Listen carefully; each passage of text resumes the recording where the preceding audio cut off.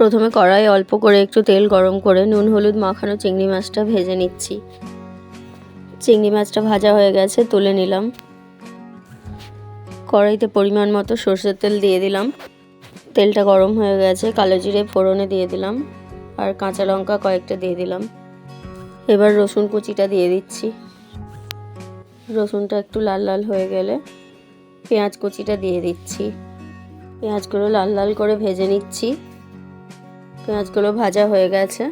মশলার মধ্যে লাগছে আমার পোস্ত বাটা, হলুদ গুঁড়ো আর কাশ্মীরি লঙ্কার গুঁড়ো।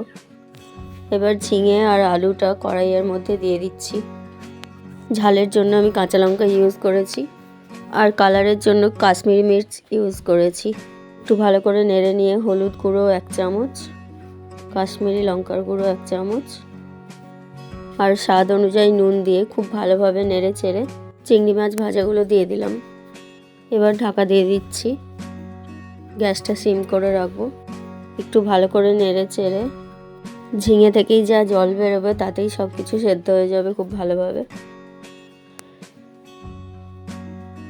এবার পোস্ত বাটাটা দিয়ে দিচ্ছি। পোস্ত বাটাটা দিয়ে খুব ভালোভাবে নেড়ে চেড়ে মিশিয়ে নেব। ওপর থেকে বেশ খানিকটা সর্ষের তেল দিয়ে দিলাম। হয়ে গেছে আমার চিংড়ি মাছ, আলু আর ঝিঙে দিয়ে পোস্ত। এবার আমি নামিয়ে নিচ্ছি। এইভাবে ঝিঙে পোস্ত করলে এক থালা ভাত আঙুল চেটে খেয়ে নেবে। আপনারা অবশ্যই বাড়িতে এইভাবে একদিন বানিয়ে দেখবেন।